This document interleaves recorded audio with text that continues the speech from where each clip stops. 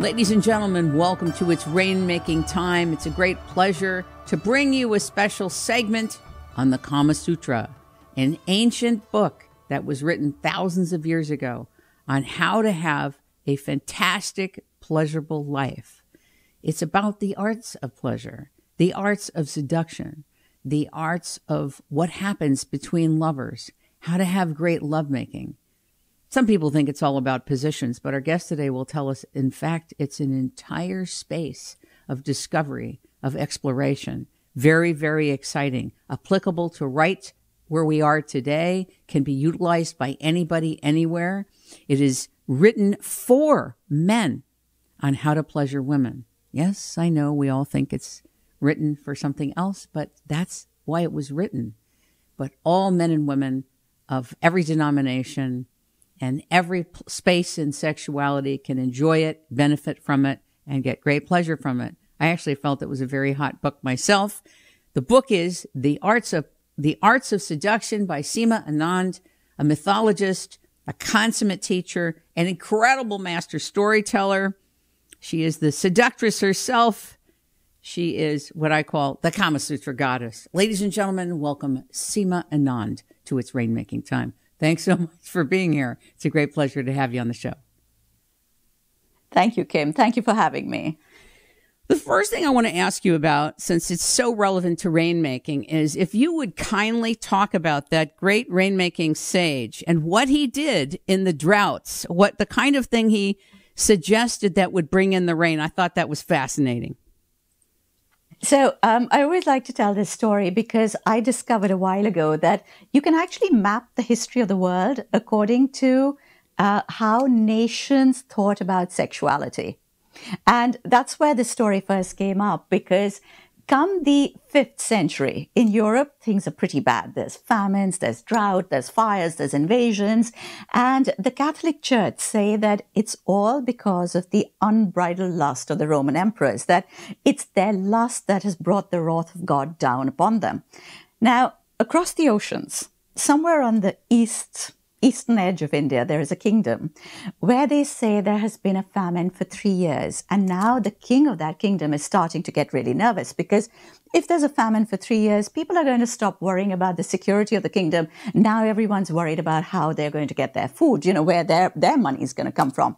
Now, this is a particularly devout king. He's a wonderful man, does lots of charity.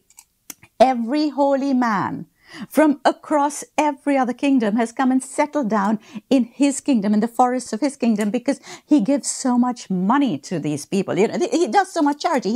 He's a good man, but still, no matter how much prayer goes on in his kingdom, there is no rain. And eventually he calls out to this. He was a very famous sage who was known as the Rainmaker, much like yourself. So he was the Rainmaking like sage. Like yourself. And like yourself. Thank you. Well, between us, there is another man over there who can bring down rain. And he is invited to come to the kingdom to sort of see if he can help. And he looks around the kingdom, and the story goes that he investigates and explores, and then he comes back and he says to the king, he says, the problem is there hasn't been enough sex in this kingdom. Hasn't been enough lovemaking and pleasure. There are so many holy men who have settled down in your forests. They're burning up the earth with their prayers. And so they instituted a 3-day festival of love where courtesans are brought in from all the different kingdoms. Every citizen is told that they have to take part. And you know what? At the end of 3 days, the rains came. I heard you talk about quantum mechanics, quantum science in one of your talks. I think it was a TED talk. And I don't know if you know who Trevor James Constable is, but he was one of the literal rainmakers in weather engineering. And he used Wilhelm Reich's orgone generators to bring in rain from all over the world. And what he said to me in an interview is that orgone energy is no different than in other words, it works through us almost like prana, almost like chi, and it is the source material for our orgasms. It's the orgone is orgone. And he did a whole show explaining a part of this in weather engineering, but I thought it was interesting that even this king knew that if people were experiencing this kind of pleasure and ecstasy, that it could impact weather. Whether it's a myth or not, there's something to it. Absolutely. I mean, when you think about it, the American government got quite frightened with Wilhelm Reich, didn't they? They actually put him into prison, and he just died over there and burnt his books. And I don't know. I mean, and of course, then Woody Allen made that film with the Orgasmatron, and so then the whole thing became a little bit of a joke. But I wonder, there must have been something there. I like to believe that pleasure is an energy. We were taught in ancient India that pleasure is a Shakti, it's an energy, and it rises within you, and it powers all of you, because you cannot say that, when the energy rises within you, you don't sort of say, well, this bit is for working on maths problems, and this bit is for working on your sexual energy, and this bit is for cooking, and, energy is energy, and it comes from one source, and it powers your entire body.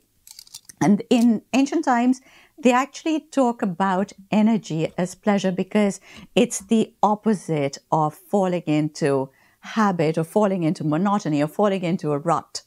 So I guess when you translate from one language to another, there are words that don't exist in all the languages to explain exactly what it should be. But yes, as you know, as you introduced me, I am a firm believer in the arts of pleasure. You said, according to Tantra, sexual energy is the highest form of energy in the world, and to harness it is the ultimate sexual power in the world. I hope I got that right. The Arts of Seduction was about building up, optimizing, and harvesting the power of the mind, body, and the spirit. Talk a little bit about that. So, okay, I guess let me start by saying that most people think that Tantra is about sex. Tantra is not about sex. Right. Tantra is a philosophy that actually talks about how everything has to be understood. So the eventual aim is to get to God. And they say that everything was created by God, so everything has to be understood. So there's no such thing as pure knowledge and impure knowledge. Everything has to be understood. Now, as I said a moment ago, that it's about Shakti. Pleasure it's an energy, it's a Shakti. And it's only when you raise your Shakti, when you raise your energy, can you open up the mind, can you start to understand everything? Because nothing quite makes sense in the way that we think it does. It takes a lot of doing. And there is a lot, they do believe that sexual energy, so when pleasure is aroused inside you, when you have sex, when you make love, it's the only time when every part of your body goes into metabolism. So everything, every hormone is doing its thing, every gland is doing its thing, every organ is doing its thing, your blood flow changes, your breathing, everything changes. It's the only time when your entire body metabolizes. And the idea was that this is the ultimate form of energy. Now, it doesn't necessarily mean that it's from sexual activity, but they correlate the rise of passion or the rise of pleasure to sexual activity. So even though Tantra is not about sex, there's a lot of sexo-yogic positions, sexo-yogic activity, which is used to raise this energy, basically. And in the couple that so two people generally do this, because you have to sort of create an entire whole. So one person becomes half of a whole. So two people come together. One is the doer, and the other one is through whom the energy is channeled. So till now, most of the sexo-yogic positions that we have, it's where the man is the doer and the energy is channeled through the woman. Mm-hmm. I've been trying to look at some of the old tantric texts that haven't been translated, where it's the other way around, where the woman is the doer and she channels her energy through the man. A lot of these, like I said, they didn't really suit the men who were translating them over the centuries, so a lot of them didn't get translated. The stories, however, did get through. So some of those stories are pretty incredible. But yes, so to come back to your question, yes, they use a lot of sexo-yogic positions. I just don't like to generally talk about it too much because I find that people will go away with that one idea that Tantra is about sex, and it isn't. It's far deeper than that. A lot of people equate the Kama Sutra with sex. And I remember years ago watching some movie, the Kama Sutra, and it was really, it was really exotic looking and everything, but I knew it wasn't just about what they were showing. And the thing about your book, The Arts of Seduction, even though I know you don't like, the word seduction, it doesn't, you don't feel it really gets the point across, but, because this is not just about seduction, it's about the whole space of ambiance and texture and all these nuances in the interplay between lovers, right? This is the most comprehensive book, I have to tell you. It is so hot. I was hot reading it. I was like, oh my God, this could light up a revolution around the world. It is really exotic. How long did it take you to write it? Oh, okay. So the actual writing of it, a lot of blood, sweat, and tears, mostly me crying and my poor editor trying to get me to carry on. So blood on her part and tears on mine. And sweat on both sides, I guess. So it isn't the actual book from start to finish, maybe about 3 years, but it's the research that went into it where I finally decided that I would write it. And that took a bit of, actually, I would say maybe 15 years of research. See, I knew it was years of research before the extract of that came together. I can't seem to turn this thing around. Anyway, on camera, this is it. This really, I kind of look at you as a speaker, a writer, an author, a midwife of pleasure and the arts of seduction. And I think that as a midwife to so many people, I've watched so many talks that you've given, you're really helping so many people detach from the suffering, lose the suffering, melt away the pain and fear and embarrassment and all these rules that men and women put on each other, whether they're same-sex couples or they're opposite-sex couples. It's kind of like this is a tool to melt away of the dogma and the shame that we came into our lives with on a molecular level from our parents, their parents, and our ancestors. Do you agree? Thank you so much, Kim. That's just so sweet. I'm like, oh wow. I feel well, special. That's how I see it. Well, it feels like that to me because we're not talking about sex positions, though you deal with that in the book. It's a very tiny part of the space of the Kama Sutra.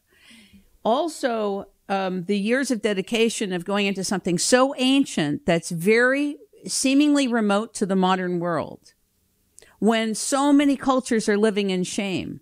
A lot of shame and a lot of guilt.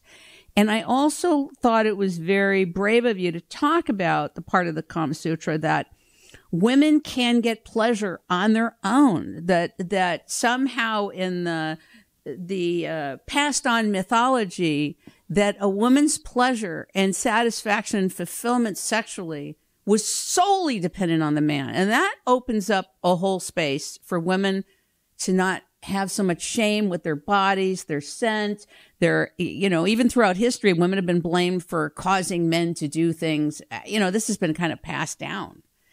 And women were the ones that were accused of being witches and having magic spells on men and all of that. You agree? Absolutely. It's always been the woman's fault, hasn't it, when it comes to sexuality? It's just so bizarre in the way that it's been put across.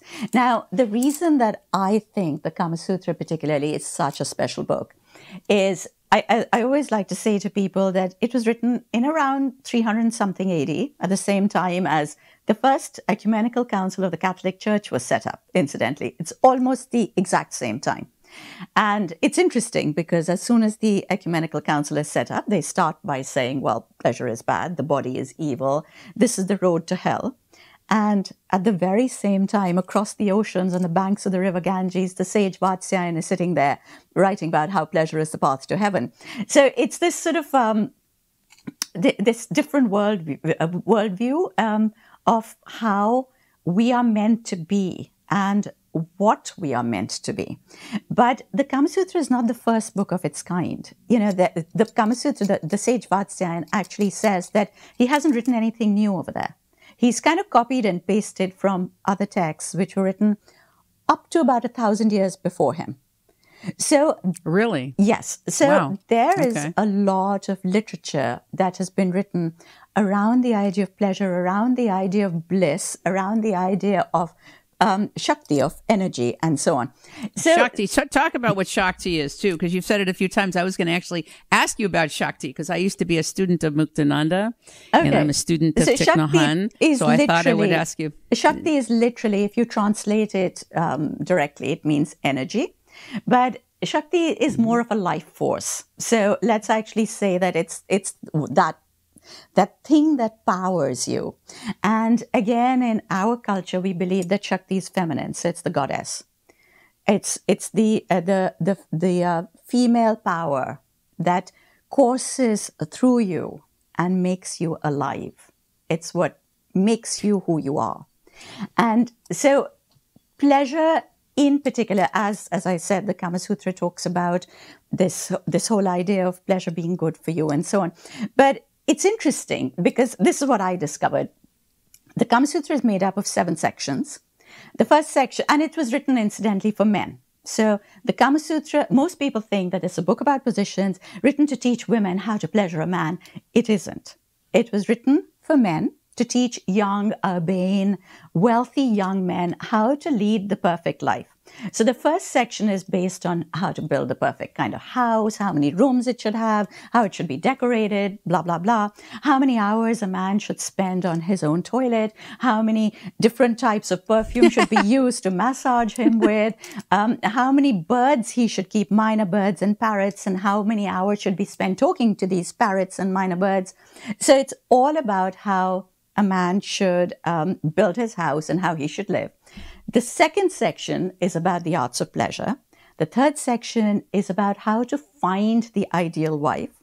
The fourth section is about how to marry the ideal wife. So, you know, if you don't have anybody else to be a go-between, how do you go around setting up this marriage?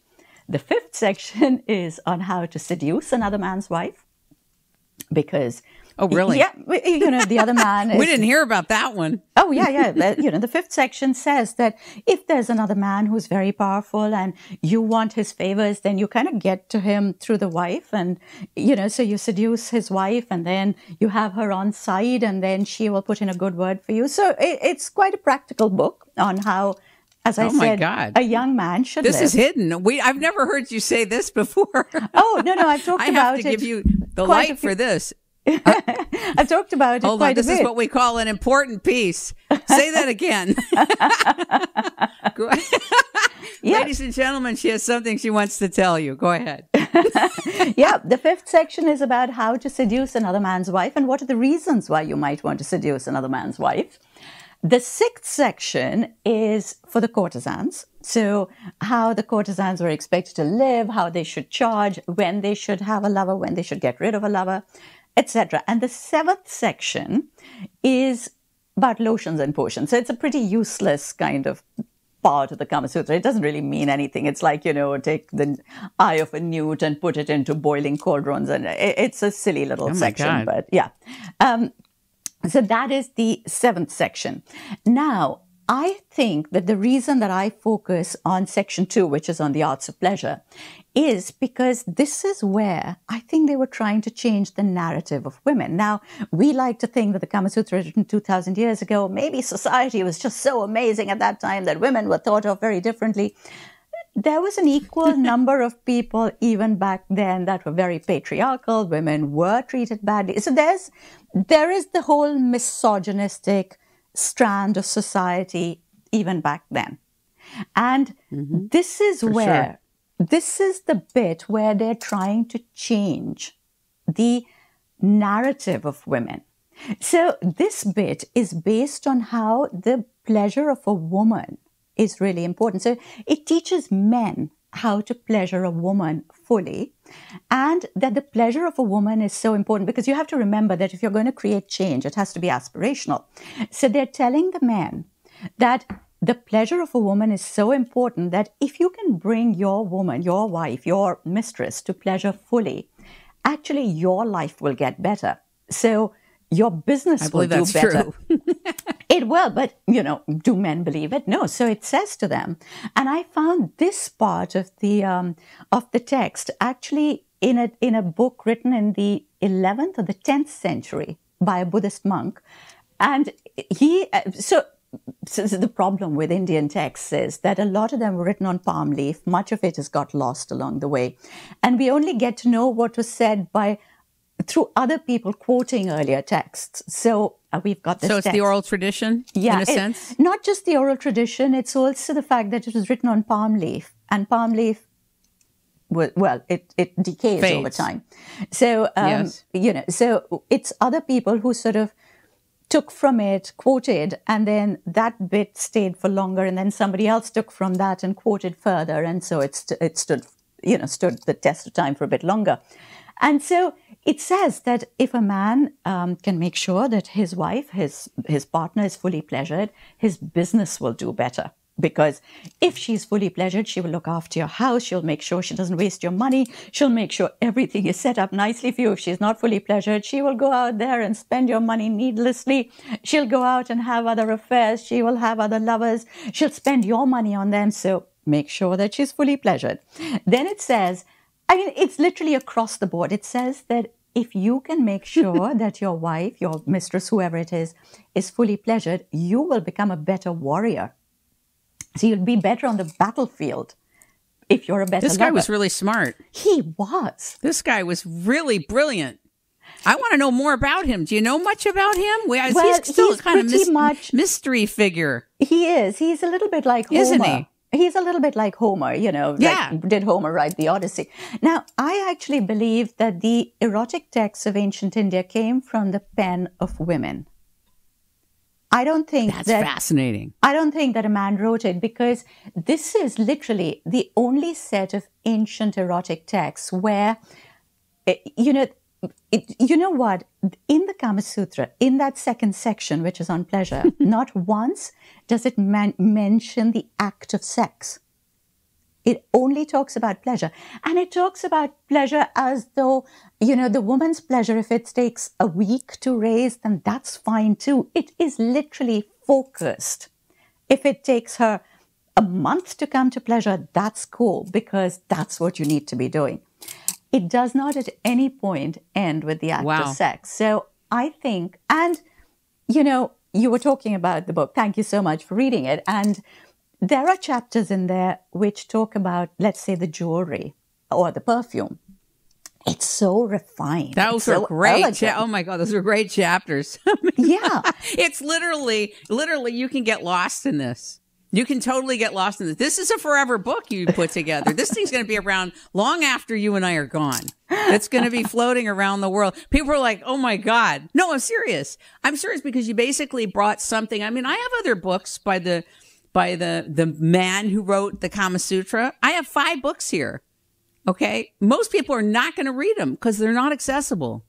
They're not translatable. They're not palpable in the now with what we're dealing with now. That's because, Kim, a lot of the Kama Sutra was written, it's a treatise. So it was written in metaphor like any other treatise. Unfortunately, the people translating did not know what those metaphors meant. So they kind of translated word for word, and hence the passage on positions, which is the most talked about, because that's the one word that it was easy to translate. You know what positions are. But do you know why the positions were created? I have to tell you this. I mean, a lot of people want to know about the positions. So let's get that out of the way, just because. Let's hit it. Let's hit it. Here, wait, before we do it. She's now going into the positions. Hit it. Yeah, here we are. So Vātsyāyana says, or the book says, that pleasure should be equally mutually pleasurable. So intimacy should be mutually pleasurable. If it isn't, there's no point having sex. If the woman and the man are not getting an equal amount of pleasure, then forget about doing anything at all. And the thing is that for pleasure to happen, for really good, mutually pleasurable intimacy to happen, one of the first things is that the sexual organs should be synchronized in size. Because if the woman is really, really big and the man is really tiny, then it's going to be hard to raise that kind of pleasure. And if the woman is really small and the man is really big, she's going to end up in pain. So the idea is that the genital sizes should be synchronized. They should match. But nobody in ever was able to say, I'd like the hand of your daughter in marriage, but what's the size of her? I've never seen that on the dating sites. Yeah, what's the size of her, etc., etc. So, and Vātsyāyana, or the author of the Kama Sutra, whoever it is, probably realized that somewhere along the way, men would try and figure out a way to measure women. So he says that actually the vagina cannot be measured. It's an elastic organ. It cannot be measured. And so the positions were created to synchronize the sizes. So if the woman was really big and the man was very small, the idea was that she should try positions where she's lying on her side, where her knees are pulled up, so it makes her a little bit smaller. If you're too small and the man is too big, then there are other positions where your legs are wide apart, or where you have your bottom raised a little bit and so on, which actually makes it easier for penetration. So the positions were created for a reason. And they were to make sure that the sexual organs could come together in compatibility. Very structural, and yet very energetic at the same time. Yeah, I mean, there is one position that I've never quite mechanical. worked out. Well, it's, all of them make sense. And it also says, by the way, that every bed or every bedroom should have at least 8 different cushions of different shapes and sizes. Because every time you put a cushion under a different part of your body, the whole angle of penetration changes. So your pleasure, you actually bring so much variety to your pleasure by just doing that. But there is one position that I have never been able to make sense of, and I often mention it. It's where the man lies down flat, the woman sits on top of him, penetrates, and then she goes round and round. And I have never worked out what that particular position is for. We did used to know someone who had a girlfriend from Thailand, and he said that she would do this, and then she would tie herself with a ribbon to the ceiling fan, and then that would help her go round. It's like Cirque du Soleil. Like Cirque du Soleil. It's Cirque du Soleil. Are you familiar with Sadhguru? Yeah. Yes. Sadhguru? Yeah. Mm-hmm. He talked about, I saw like a 5-minute clip of him the other day, and he was talking about how because men get too excited too fast, that women should get on top of men, and it should be that way. But he didn't bring in the part that you're bringing in. Well, you know what I'm saying? The thing is that, when you read the chapter, which I thought was interesting in terms of dispersion, fast dispersion. He was basically saying to eliminate men getting too excited too fast and going too quick for the whole thing. It would slow them down. Which may be true. Maybe. I think that a lot of it was created actually to slow them down. So if you read the chapter on love bites, for instance, I had to run out of the room. Well, I just think it's hilarious that love bites was not something that you could just go off and do. You had to be taught. Love bites were a skill. And you had to be taught what kind of love bites and how they had to be placed, and what was their message, and what was their occasion, and what was the shape, and what is the spacing between the love bites. And I always figure that if you have a man doing that, I mean, if he's having to sit there and measure out one love bite to the next and then say, oh my God, did I go wrong? Did I measure this right? It is going to slow him down. He is going to drop his excitement at that point. But the woman... because it's going to be like an encyclopedia of bites, absolutely. Right? Whereas for the woman, because it is actually physical contact, her pleasure continues to rise. And the woman does need much longer for her pleasure to rise. So I think that it was a very cleverly crafted book. I think that all of the instructions are pretty cool. I got a few doozers for you. You ready? Okay. I love the part about codes and secret languages. That was so interesting. There's so many, and how lips are electrically charged. There is so much in this book, but I want to go back to the very beginning where you talk about we are not animals, and yet in order to elevate our animal instincts. So you kind of said we're not animals, but yet in order to elevate our animal instincts. So which is it? I say that one of our problems is we do belong too heavily to the animal kingdom, and our consciousness and our conscious awareness isn't brought in enough into this area of life. So you talk about, are we animals? What's your real view on this? Because I kind of got a mixed thing. Like, we're not animals, but we better elevate those animal instincts. Well, what is it? I think that all living creatures at some point have an animal instinct. I mean, if we are evolutionary creatures, if we've evolved from something, we do have a reptilian brain that is still pretty animal. But we also have been granted the thinking brain. And that is at a much higher level than the animal brain.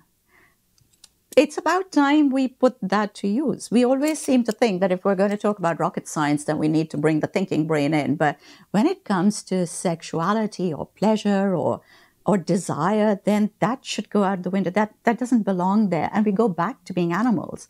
And again, it's part of the introduction of the Kama Sutra where the author says that people say to me, but even animals have sex. Anybody can have sex. They don't need to be taught what to do. So why should we need to be taught what to do? It's a totally different shtick. Yeah. And he says, we don't make love. We don't have sex like animals do. We have one mate. You don't go around on the road with your sexual organs exposed. You're not an animal. You are a thinking human being. Thank you for elevate yourself. And actually, I have to say that the Kama Sutra itself was written to create, he says, the most refined society. Because a society that can understand that the pleasure of the woman is that important that it has to be treated as an art form, that is a truly refined, civilized society. Don't you think the whole art of making love, lovemaking, the space of it, the texture of it, the nuance of it, the color in it and the prana in it is not something that is taught from generation to generation. It's not even taught in the oral traditions, maybe by few behind the scenes. It's not even really discussed because there's so much taboo in the realm. You agree? Absolutely. Which is why I was saying that, when they refer to it as an art, when you refer to anything as an art form, you feel that you have to learn it. There's a virtuosity that has to be acquired. But we don't see this as an art. We see this as animal instinct. And, you can jump up onto somebody and hump your way to what you think is an orgasm and, hey, I'm done.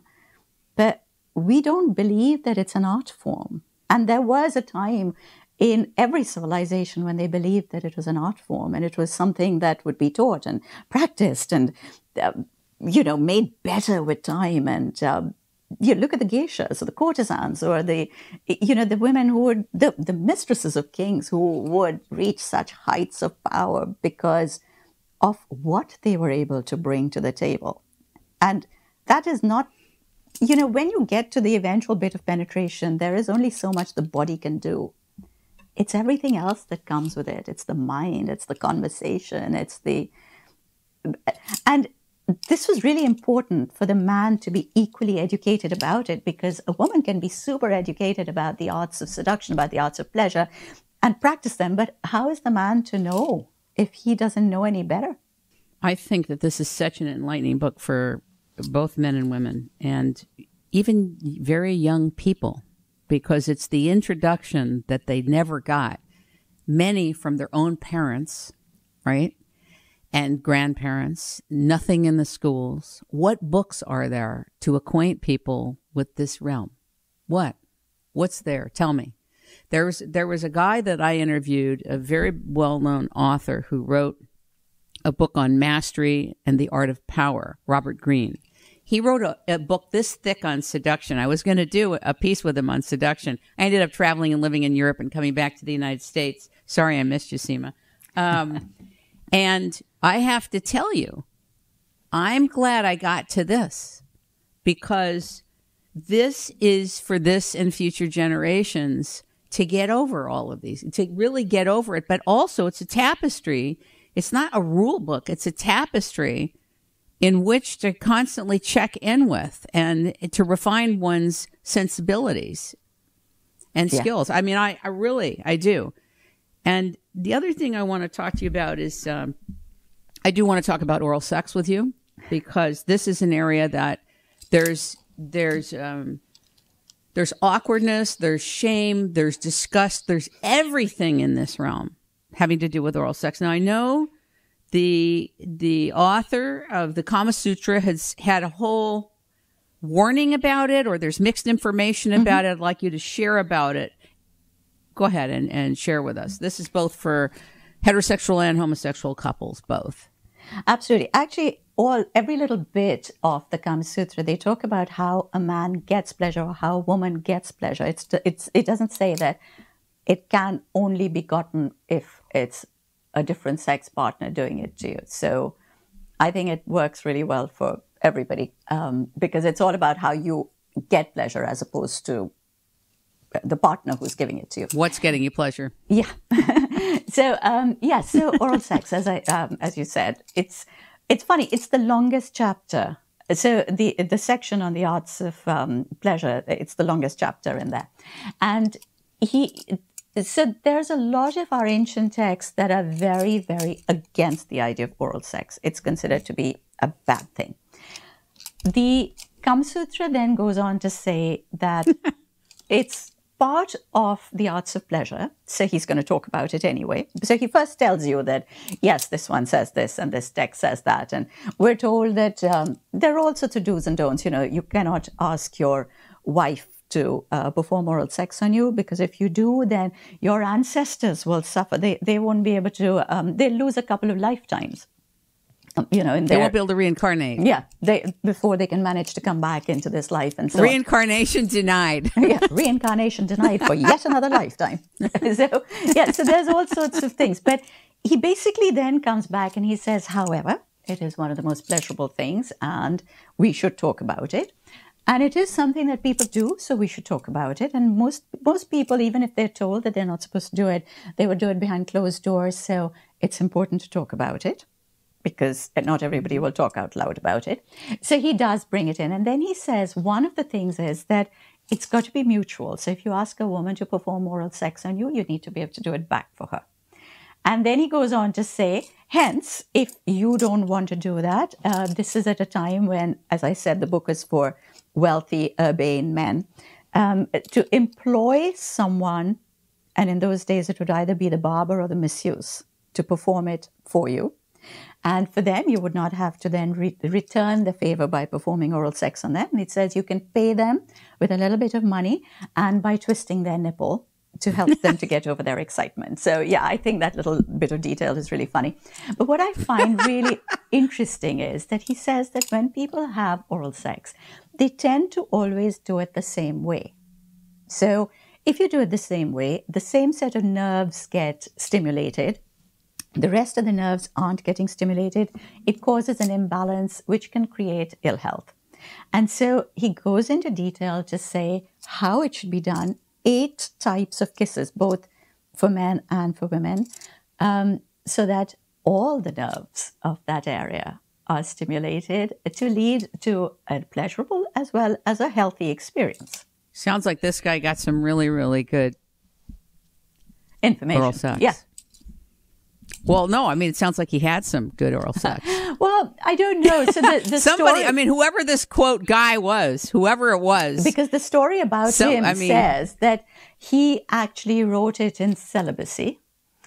I don't know. But as I said, I truly believe. Do you accept that? Well, no, I actually, like I said, on a feeling level, I actually believe that this was written by women. So whether he was celibate or not is a moot point. Okay. Very interesting. Wow. I noticed that you also quoted Naomi Wolf's book, that you read her book. So I actually thought that, I actually thought that what she says about this idea of language is so important. You know, I'm a storyteller by profession.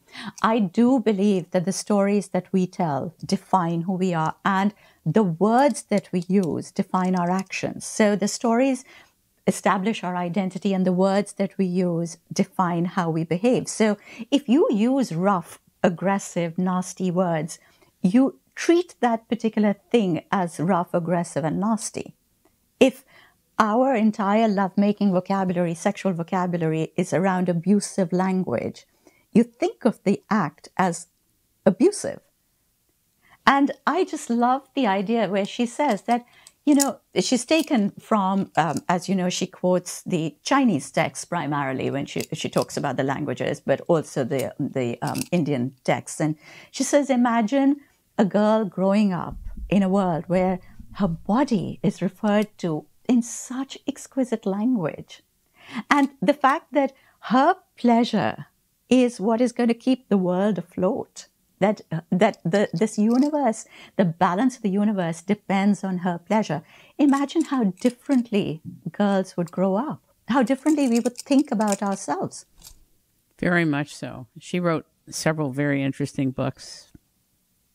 I don't know if you know her other books, but she's quite a dynamo. Nandini. I have listened to the story of Nandini over and over and over. That was a beautiful piece. It's available to everybody on YouTube.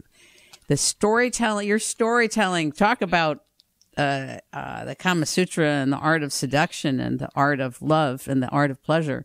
The art of storytelling, you got down to us. You got it. And Nandini, everybody should hear Nandini. Wow. It's a beautiful story. And to all you flames out there, yes. To all you flames out there, may your flames ignite across the world, right? This one's for you. Thank you. Because that was an initiatory story.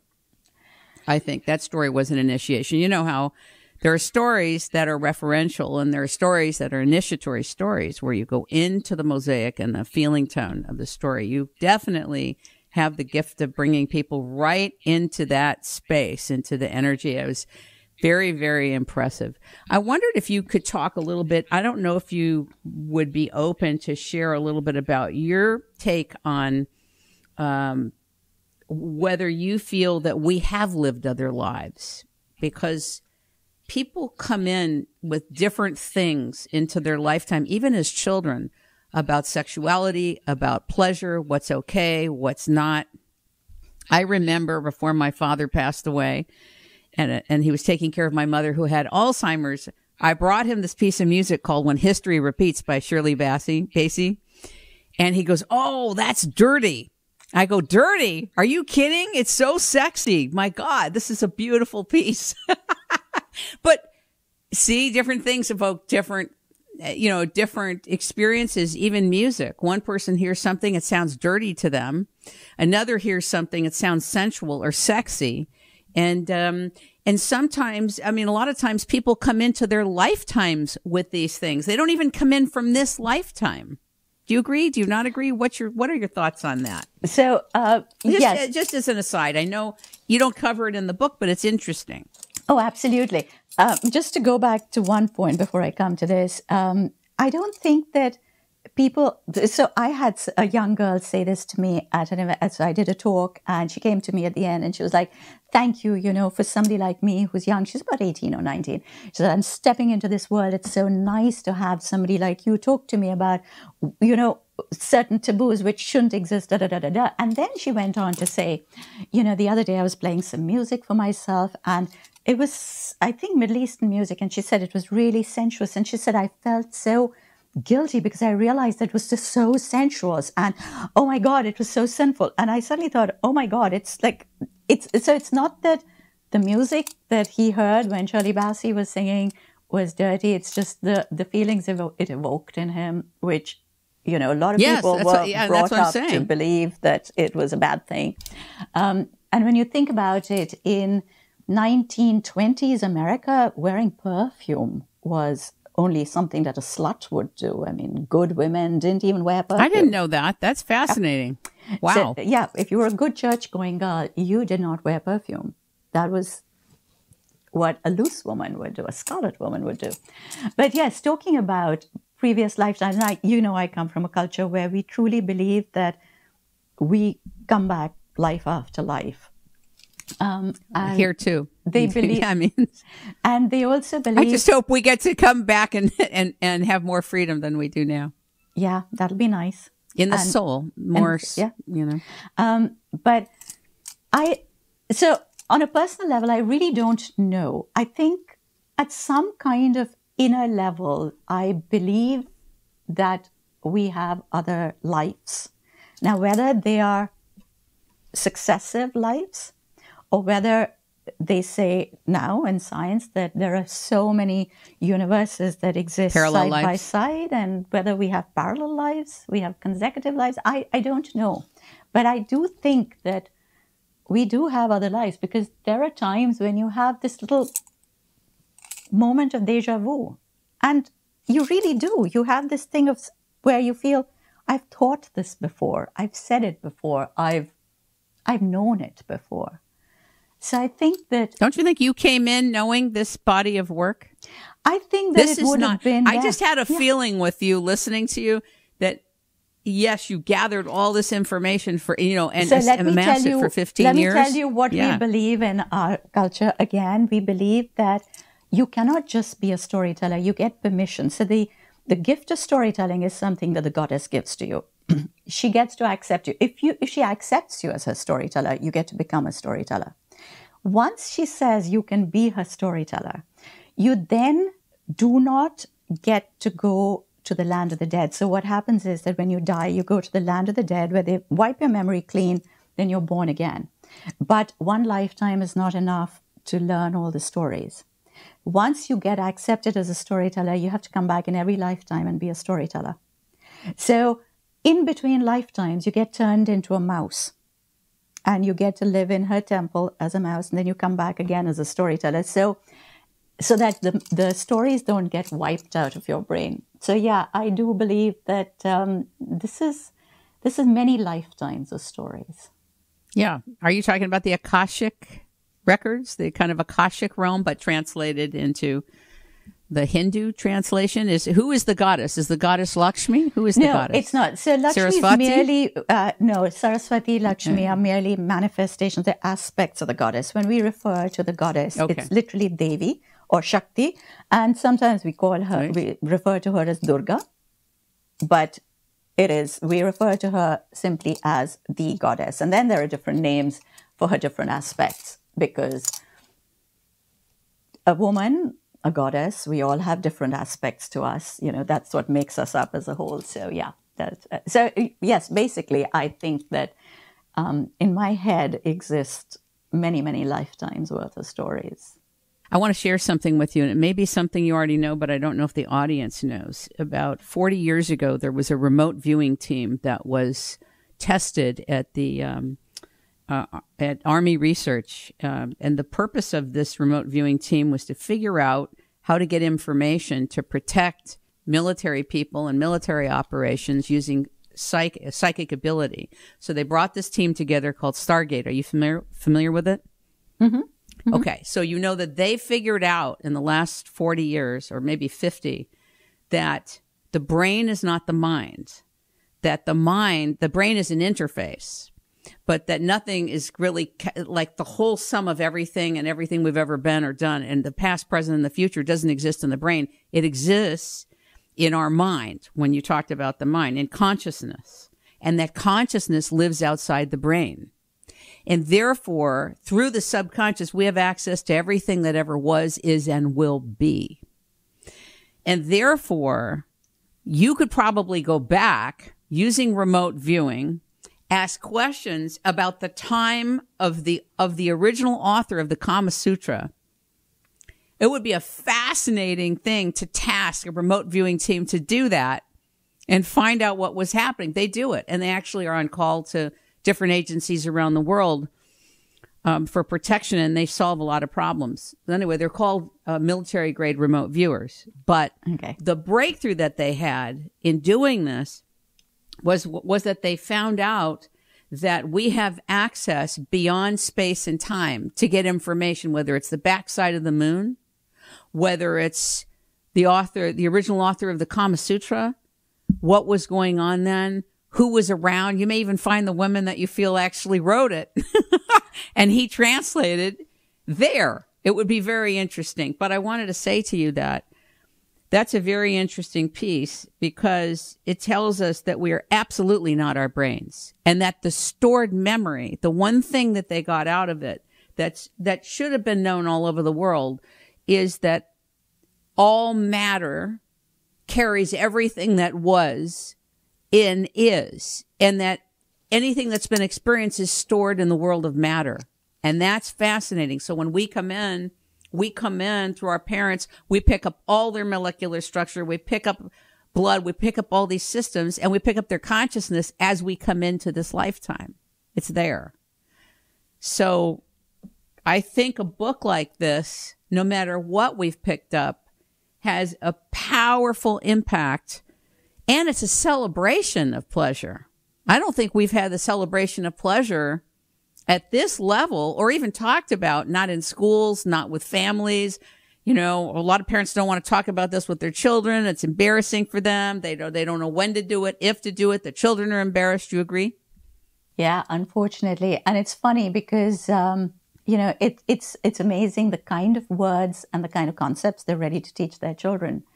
They will teach them about murder and rape and femicide and all sorts of awful stuff, which is okay. It's absolutely okay to talk to their children about, but pleasure, desire, sexuality, no.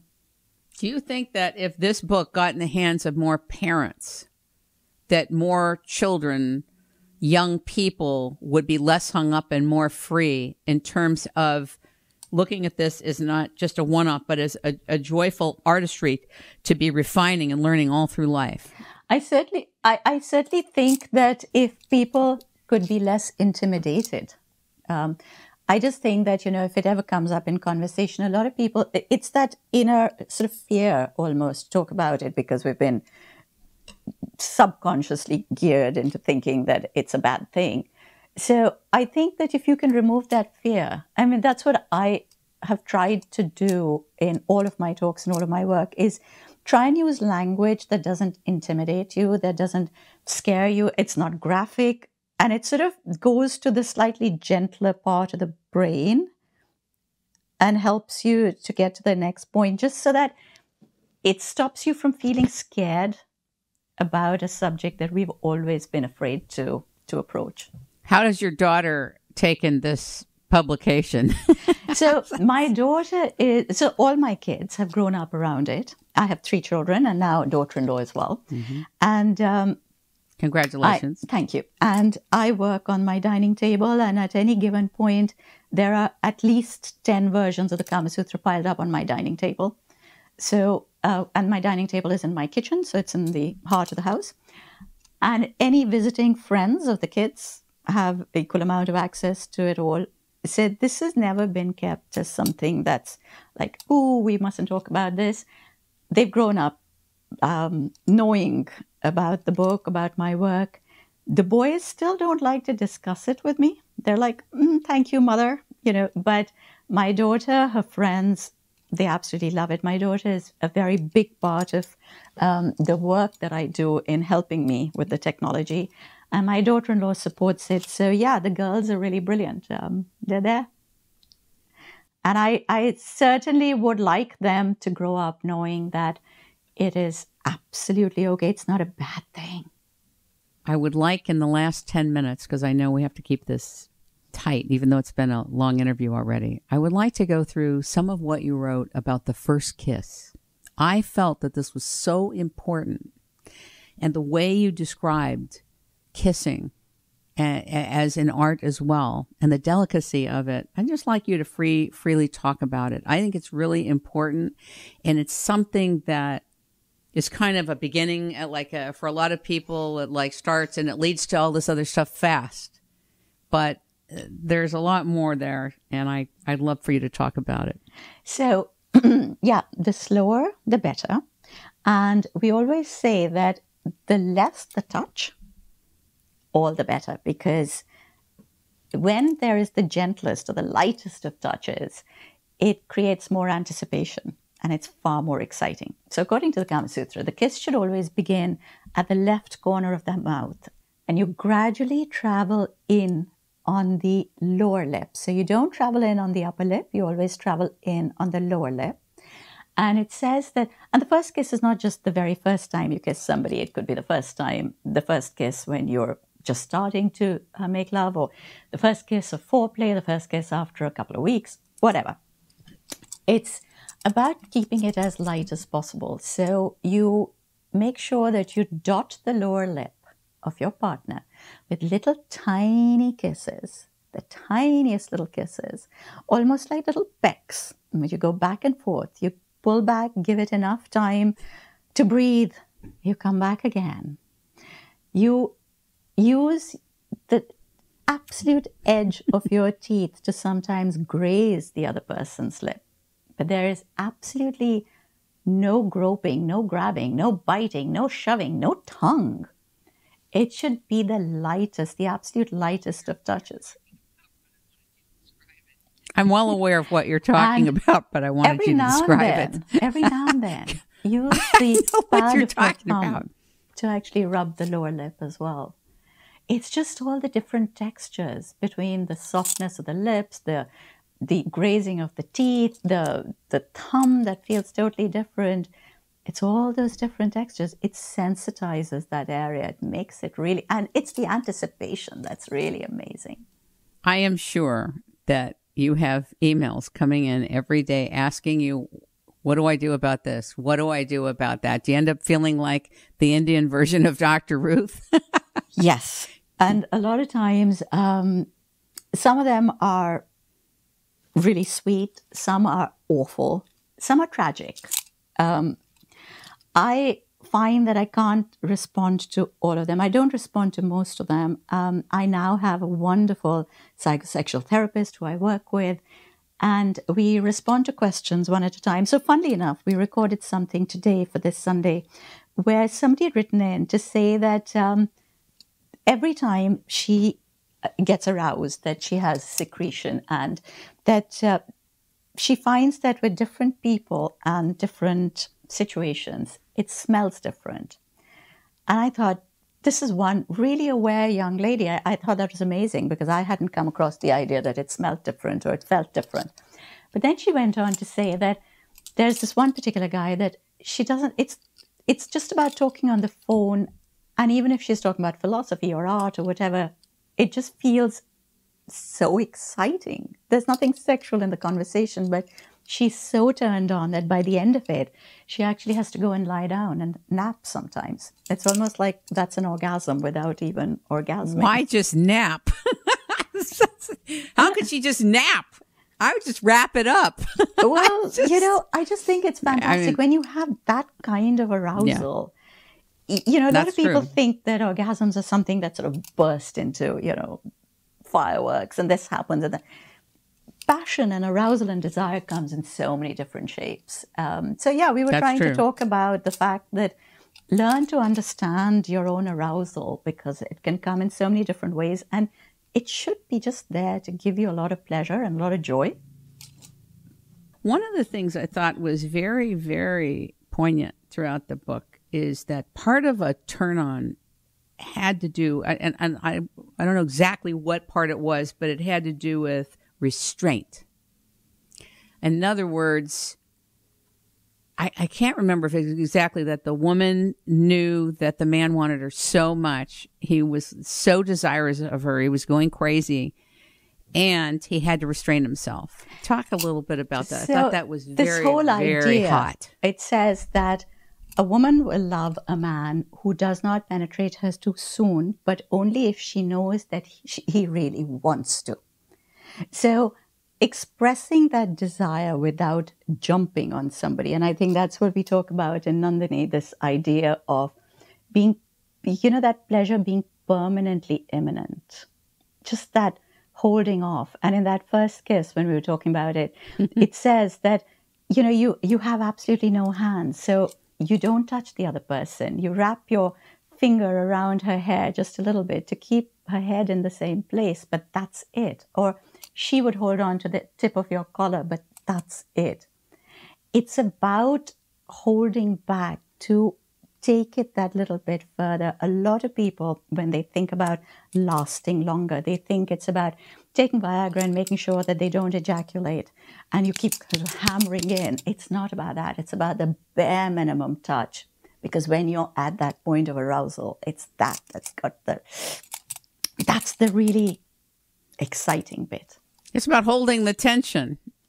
Restraining, but holding the tension, letting the tension be there. Right? Yes. Yeah.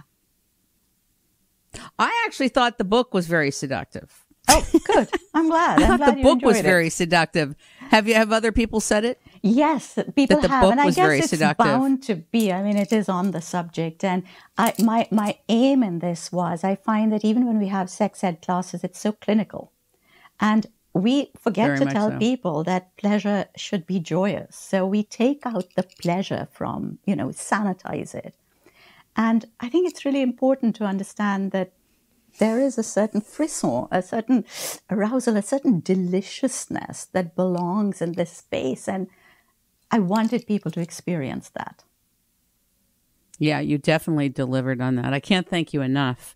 And I want to invite the audience to pick up your book. Where do they go to your website? Oh, okay. So the book is on Amazon. It's on Audible. It's on Kindle. It's in the printed version.